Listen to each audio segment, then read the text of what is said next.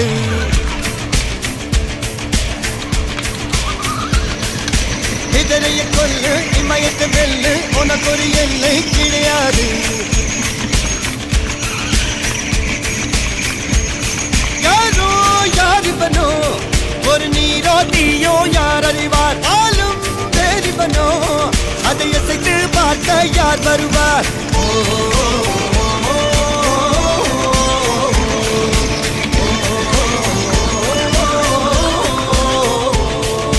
அர்ஜுனர் வில்லு ஹரிச்சந்திர சொல்லு